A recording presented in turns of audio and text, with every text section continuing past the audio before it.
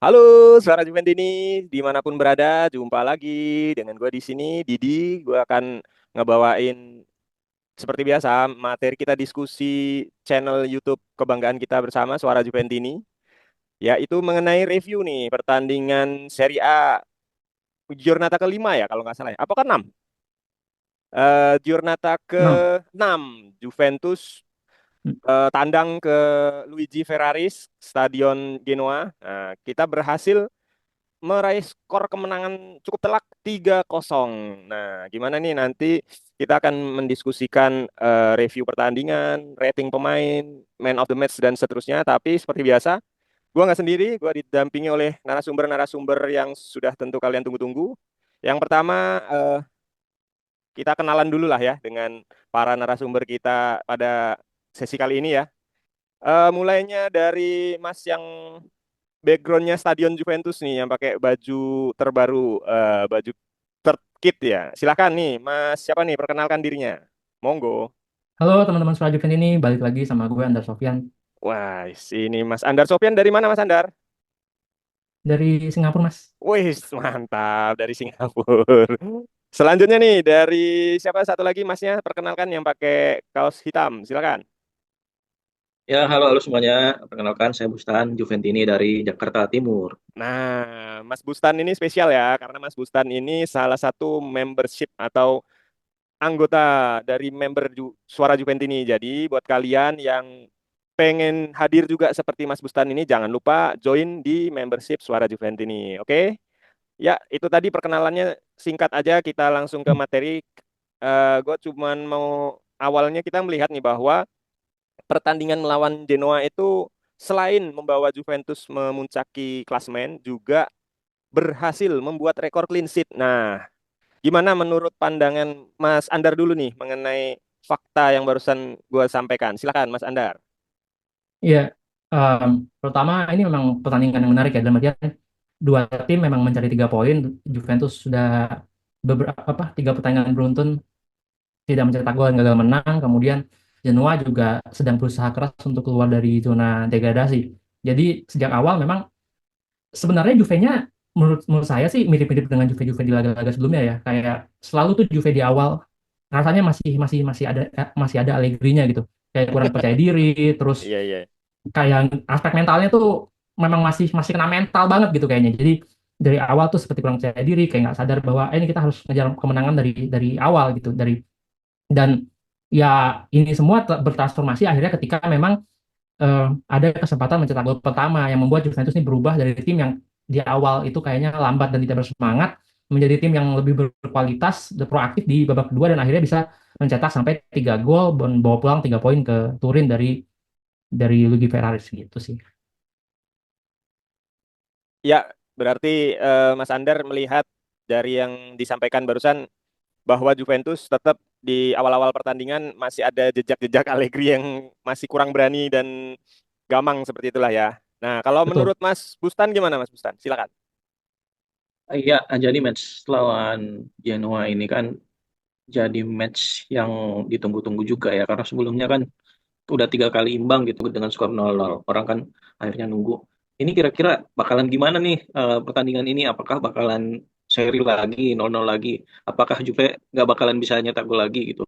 Ya. Apalagi kan setelah melihat line up yang diturunkan yang sebelumnya itu sehari sebelumnya ternyata Mota udah membocorkan dan itu memang beneran pemain yang diturunkan itu ada beberapa nama sih yang agak mengejutkan ya. Seperti Ya. Fagioli, Danilo dan juga Ruhi ya yang Ruhi dan Danilo ini akhirnya pertama kali starter di musim ini gitu.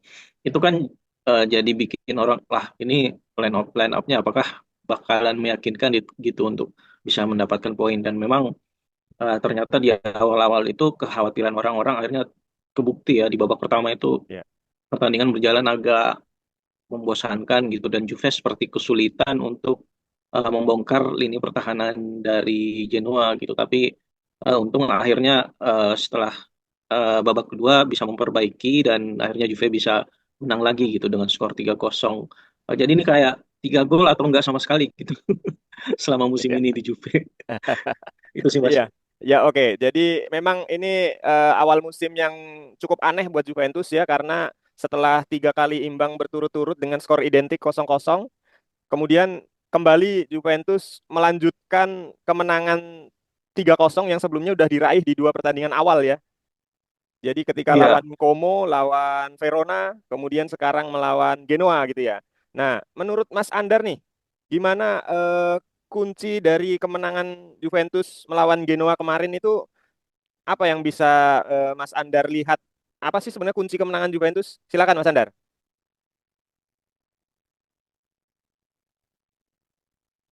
Ya, kalau saya lihatnya memang nomor satu komunikasi, nomor dua taktik ya. Jadi Hmm. em, komunikasi ini yang memang layaknya tim yang hampir sebagian besar pemain utamanya adalah pemain-pemain baru, kelihatan masih masih mencari masih mencari em, teman, masih mencari ruang, masih mencari eh, Bentuk. bagaimana harus bergerak, siapa yang perlu dioper dan lain-lain. Sehingga memang komunikasi yang lebih baik di babak kedua ini terlihat memberikan memberikan impact yang cukup bagus buat permainan Juventus. Tentunya komunikasi ini juga yang disampaikan oleh para pemain feedback ke ke Thiago Motta. Bahkan si Cop Miners bilang dia ngobrol sama Thiago Motta, gue mesti ngapain nih babak kedua, dan akhirnya ada penyesuaian, salah satunya Cop Miners itu di babak kedua lebih ke depan, posisinya lebih mendekati Vlahovic. Vlahovic itu akhirnya tidak lebih terkurung seperti babak pertama kan, lebih di depan sendiri gitu.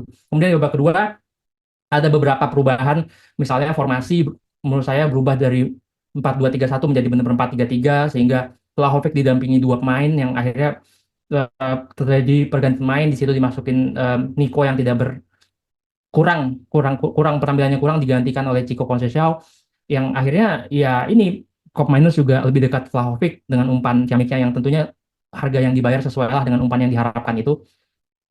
Ini memberikan Juventus perubahan pola bermain gitu. Kemudian juga yang paling krusial rasanya mendorong Kalulu ke back sayap dan menaruh Danilo di center back. Danilo ini kemarin jadi apa ya, kartu matinya Juventus gitu.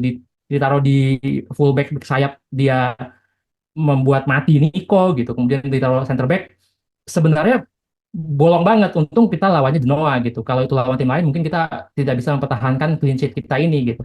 Iya, Jadi betul. dua faktor itu sih, komunikasi yang lebih baik di babak kedua, kemudian feedback antara pemain di lapangan dan pelatih, dan juga ya inilah yang kita harapin harapin dari pelatih semacam Thiago Motta yang muda gitu. Perubahannya itu dilakukan instan di pertengahan babak, bukan di pertandingan berikutnya gitu, dan Mhm. ini terbukti berhasil di pertandingan Genoa Juventus. Oke. Makasih Mas Andar. Jadi bahwa dua kuncinya adalah komunikasi dan taktik tadi ya. Kalau menurut Mas Bustan ya, apakah ada point of view yang berbeda? Silakan. Ya, kalau di pertandingan kali ini kan mungkin berbeda dengan kemenangan Juve sebelumnya yang 3-0 di sebelum-sebelumnya ya lawan Como sama Verona ya.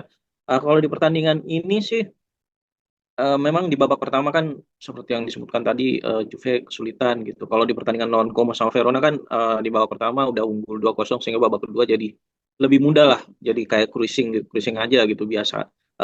Lebih lebih mudah aja gitu. Kalau di pertandingan kali ini justru tekanannya di Juve babak kedua gimana caranya untuk bisa mencetak gol gitu. Karena babak pertama Hmm. kan tanpa gol seperti kesulitan, kayak masih bingung seperti apa gitu. Dan Ya, ya, ya. akhirnya di babak kedua Juve berhasil eh, meningkatkan kecepatan atau pace permainannya gitu dan Ya. akhirnya Danilo ditukar dengan Kalulu gitu kan, Kalulu di back sayap kanan gitu sehingga dia bisa lebih banyak membantu Nico Gonzalez gitu kan, dengan mempercepat pace-nya di babak kedua akhirnya nggak sampai 2 menit Juve bisa dapat penalti kan yang akhirnya bisa Hmm. memecahkan kebuntuan gol selama beberapa pertandingan terakhir ini gitu. Dan itu akhirnya dengan memecahkan kebuntuan itu Juve berhasil akhirnya bisa memancing selanjutnya bisa memancing pemain-pemain Genoa gitu untuk bisa lebih keluar dan itu bisa dibuktikan Ya, di ya. gol kedua yang akhirnya prosesnya itu kalau nggak salah 1 menit 5 detik gitu, enam puluh Ya. lima detik itu passing-passing dari pemain Juve untuk memancing pemain-pemain Genoa ngepres dan akhirnya bisa di break, bisa dipecahkan pressingnya pemain Genoa dan bisa dihukum dengan serangan balik yang kita lihat di situ umpannya Koeman sangat bagus sekali ya, bagus banget gitu Ya, ya, ke ya. Vlahovic yang akhirnya dengan finishing yang nggak seperti biasanya gitu. Biasanya kan Vlahovic kelemahannya di finishing juga ya, tapi yang kemarin finishingnya sangat bagus di gol kedua itu. Dan itu memberikan Juve akhirnya kontrol, kontrol penuh di game tersebut gitu, sehingga lebih nyaman untuk sampai akhir pertandingan. Itu sih. Oke. Thank you, Mas Bustan. Jadi kalau saya highlight tadi dari tanggapannya Mas Bustan, ada kata kuncinya adalah di serangan balik ya, bahwa Juventus mencoba untuk melakukan counter, kemudian umpan Koepmeiner tadi juga berhasil dikonversi dengan finishing yang ciamik ya dari Vlahovic ya, bahwa selama ini Vlahovic dinilai tidak perform, tapi akhirnya mampu menjawab keraguan publik fans Juventus bahwa Vlahovic itu masih sekarang dia top skor ya kalau nggak salah ya, top skor Serie A untuk Betul. sampai Giornata ke-6. Nah, itu salah satu nilai plus yang kita lihat dari mental Vlahovic, tidak terus down, tapi dia bahkan dia statementnya menjawab, ketika kamu bermain baik kamu akan jadi di ya dibilang you are the best gitu. Tapi kalau ketika bermain buruk ya kamu yang terburuk gitu kan. Dia tidak melihat apa ya, kritik dari fans itu membuat dia down, tapi mentalnya bangkit gitu ya. Nah, kalau menurut Mas Andar nih, posisi kali ini Juventus di klasifika di puncak klasemen sementara Serie A, unggul di atas Inter, Napoli ya, kalau nggak salah ya. Nah, menurut Mas Andar nih seberapa realistis buat Juventus untuk mempertahankan posisi puncak ini ya, walaupun nggak sampai akhir musim lah, menjalani giornata-giornata selanjutnya seperti apa nih, mengingat jadwal yang padat ini? Silakan Mas Ya Andar. memang ya memang kalau semua all is well, semua sehat dan baik-baik saja sih kayaknya ini kita cruising aja ya di posisi 1-2 mengejar Scudetto sebagai title contender sih menurut saya sampai akhir musim sih sesuatu yang nothing is impossible gitu bahkan untuk juara. Tapi ya memang isunya ya seberapa sehat pemain-pemain kita. Karena kita juga tahu squad Juventus kan tipis banget gitu, bahkan sampai sekarang Milik juga belum kembali pulih. Akhirnya Vlahovic satu-satunya striker yang kita punya gitu. Jadi hal kayak gini sih sebenarnya yang bisa menjadi pembeda antara berhasil Scudetto atau enggak sih. Jadi memang Ya, ya. nomor satu ya tentu soal player fitness ini memang isu yang sangat inilah krusial buat buat saya. Tapi kalau semua sehat-sehat aja sih title contender sih Juventus. Yakin. Iya, iya, iya, ya. Berarti dari Mas Andar melihat performa Juventus selama ini, sejauh ini lah ya, cukup positif, dan title contender juga bukan hal yang mustahil ya untuk posisi sekarang. Nah, kalau menurut Mas Bustan gimana Mas? Juve sendiri sih sebetulnya masih belum terlalu ini ya, masih belum terlalu apa namanya konsisten gitu dengan permainannya. Ya kadang-kadang masih bisa gitu kalau lawannya main lebih terbuka dia bisa gitu. Tapi kalau lawannya udah mulai main low block, kadang masih kesulitan ya. Tapi nggak apa-apa lah namanya ini masih proses gitu. Ya, Terus apakah bisa jadi title contender? Bisa-bisa aja sebetulnya gitu kan. Apalagi kalau dilihat sekarang beberapa match ini, nah match day ini eh, juara bertahan kayak Inter gitu kan, itu masih belum terlalu konsisten gitu. Masih sering drop point juga gitu. Paling ya agak ini sih Napoli gitu ya. Napoli yang ya, dia juga nggak main di Eropa gitu dan pelatihnya Conte yang terkenal beberapa kali ya termasuk di Juve bisa membawa timnya juara di musim pertama gitu kan.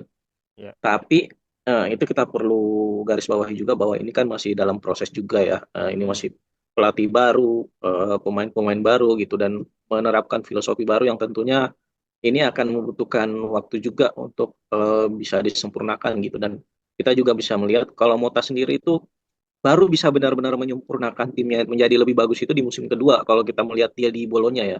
Itu di musim pertama kan ya biasa aja gitu ya, Bolonya, tapi pas di musim kedua akhirnya dia bisa lebih tim Bolonya yang dilatihnya itu bisa lebih menggigit dan begitu mengejutkan gitu bahkan bisa masuk Liga Champion gitu kan. Jadi ya, masih berproses lah. Tapi kalau dari sisi Juve sendiri sih pemain-pemainnya itu jangan memikirkan itu dulu gitu. Kalau ya, kalau saya menurut saya sih jangan terlalu kepikiran, oh kita ini udah title contender nih saat ini ya, gitu. Itu menurut saya itu tidak boleh dipikirkan oleh pemain-pemain Juve gitu. Pemain Juve itu harus lebih fokus ke tiap matchnya gitu, masing-masing match. Bagaimana ya, bisa lebih maksimal di tiap matchnya. Dan inilah tugas Mota juga gitu, bagaimana mengingatkan pemain agar bisa lebih fokus ke tiap-tiap match, tidak memikirkan untuk hal lebih jauh bagaimana posisi kita, bagaimana ini.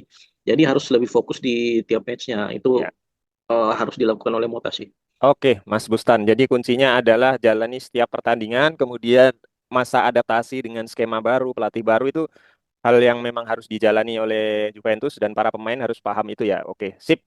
Jadi Ya betul. kalau untuk pertandingan lawan Genoa ini kita coba lagi mengulik materi berdasarkan rating dan kita tahu bersama bahwa akhir pertandingan Dusan Vlahovic ya ditetapkan sebagai man of the match.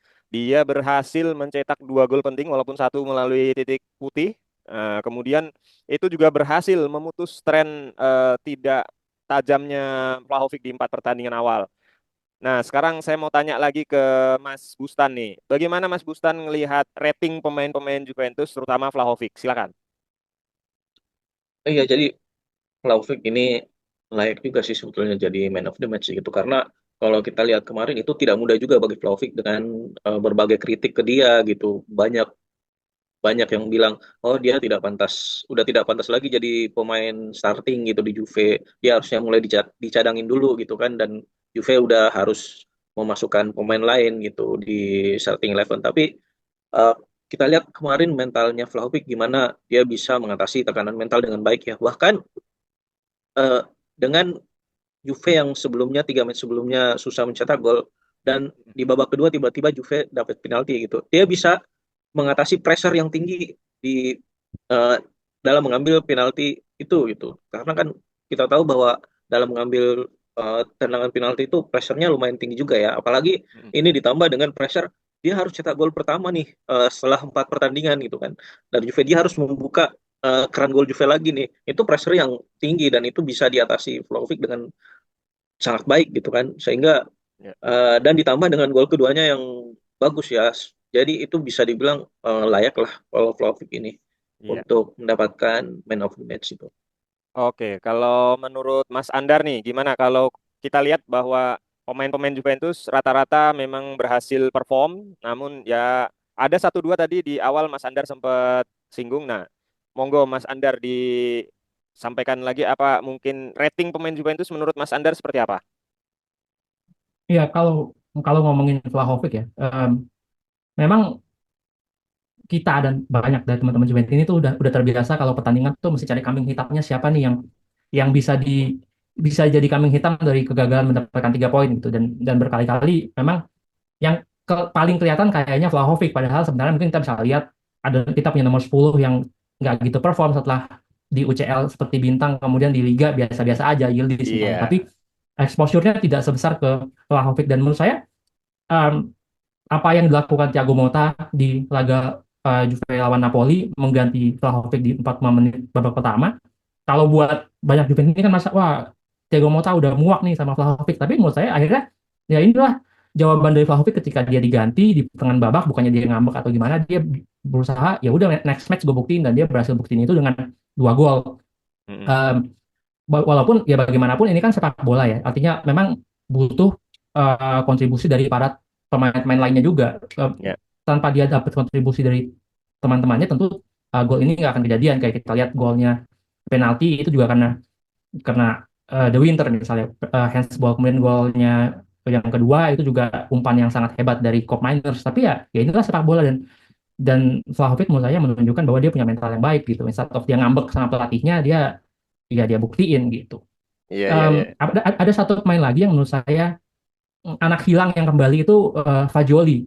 Fagioli berhasil jadi jenderal lapangan di pertandingan kemarin. Bahkan untuk pertama kalinya dia bermain selama 90 menit. 90 menit ya. Iya, Setelah iya, iya. sebelum-sebelumnya nampaknya agak hilang gitu. Terus kemudian kemarin dia menjadi faktor penentu suksesnya perubahan dari 4-2-3-1 menjadi 4-3-3, yang bisa jadi ini patron barunya Juventus yang mungkin akan dipakai juga di laga-laga selanjutnya Iya. gitu. Itu sih dua dua nama itu yang menurut saya patut jadi sorotan. Setuju, setuju. Oke, Mas Andar. Jadi tadi kalau saya resume ya bahwa dua pemain yang disorot Vlahovic dan Fagioli, kedua-duanya berhasil membuktikan bahwa mereka itu ya pemain hebat gitu, seperti yang dibilang Thiago Motta ya bahwa di skuad mereka adalah pemain kuat, pemain hebat. Bahkan Vlahovic ketika mencetak gol, selebrasinya juga seolah dengan gestur membungkam dengan tangan gitu ya, tangannya membungkam seolah-olah itu dia mencetak gol dan memberikan 100% penampilan dia di lapangan buat Juventus. Nah, kalau yang satu lagi Fagioli memang benar itu salah satu kepingan puzzle Mota yang menjawab bahwa dia di 90 menit pertandingan kalau dari statistik dia mencatatkan 98 sentuhan, 90 umpan dan 94% akurasi, bahkan dua kipas kalau nggak salah umpan kunci, dan dia bermain di posisi tengah sekaligus lebih menjadi winger kiri ya kalau nggak salah ya. Dan itu juga menjadi kredit poin penting buat Fagioli, walaupun di awal musim dia atau musim lalu dia tidak dipanggil ke timnas dan mengalami Betul. kondisi yang kurang menguntungkan, tapi dia sekarang terbukti menjadi bagian penting dari skuad Thiago Motta ya, Juventus di Serie A maupun di Liga Champions gitu ya. Oke, mungkin pertanyaan terakhir nih, menjembatani laga nanti melawan Leipzig di UCL, bertandang ke kandang RB Leipzig di Jerman ya. Kalau menurut Mas Bustan, starting line up Juventus seperti apa nih yang layak untuk masuk? Singkat aja, berhubung waktu juga kita coba elaborasi. Silakan, singkat aja Mas Bustan. Iya, kalau dibilang yang layak, ya tentu saja yang menurut Thiago Motta paling bagus di latihan ya, karena memang kayaknya selama ini Thiago Motta itu ngelihat siapa yang bagus bagus di latihan, dia yang masuk ke line up gitu, karena memang selama ini kan paling beberapa pertandingan aja gitu Juve turun dengan line up yang sama, tapi sering Juve turun dengan pemain-pemain yang mengejutkan gitu, kayak Bang Gula Iya, tiba-tiba iya. masuk gitu, kayak Rohi kemarin tiba-tiba starter gitu. Itu jadi kalau menurut saya sih nanti kita mungkin melihat bisa jadi ada kejutan juga gitu. Oh, Karena kan Thiago Motta terus mengevaluasi di latihan siapa yang layak menjadi pemain inti di pertandingan oh, nanti gitu kan. siap. Ya, silakan Mas Andar, gimana menurut Mas Andar? Iya, kalau dari pertandingan kemarin, satu nama yang saya sangat tunggu dan expect untuk mulai dari babak menit pertama, Chico Conceição ya. Iya. Ya, harusnya dia udah fit dan dia, ya ini pemain yang benar-benar dikasih menit main berapa menit aja tuh udah gila gitu. Maksudnya kita penonton tuh jam berapa aja kayaknya kalau nonton dilihat di akselerasi tuh deg-degannya parah gitu. Jadi ini pemain ini yang menurut saya mudah-mudahan fit terus dan bisa main dari menit pertama di Champions League gitu. Ya, saya yakin dia dia benar-benar bisa jadi pembeda sih. Kalau Iya. kelihatan dari menit yang sedikit aja dia jadi pembeda, apalagi kalau dia bisa main 90 menit full gitu. Iya, sip, sip, sip. Oke, Mas Andar, thank you. Jadi kalau menurut Mas Bustan, seluruh pemain yang siap di latihan akan dimainkan di menit awal. Kalau menurut Mas Andar, satu pemain yang mungkin kita tunggu adalah Chico Conceição. Ini pemain yang baru datang tapi punya dribble dan akurasi juga, tendangan finishingnya juga bagus. Dan kita tunggu-tunggu semuanya ya. Oke, nggak terasa nih waktu juga yang memisahkan kita dari tayangan materi kali ini. Seperti biasa, gue nggak bosan-bosan ngingetin kita semua, kalian penonton channel Suara Juventus ini, untuk support channel kesayangan kita ini dengan cara like, subscribe, share, and comment. Dan tentu saja tadi yang sempat gue bilang, jangan lupa join membership kalau pengen join seperti Mas Bustan menjadi narasumber di channel Suara Juventus ini. Oke, terima kasih Mas Andar, terima kasih Mas Bustan atas partisipasinya, atensinya, diskusinya. Kita jumpa lagi di lain kesempatan. Salam sehat selalu. Seperti biasa, kita teriakan yel-yel kebanggaan kita. Vino alla fine! Forza Juve. Forza Juve. Oke.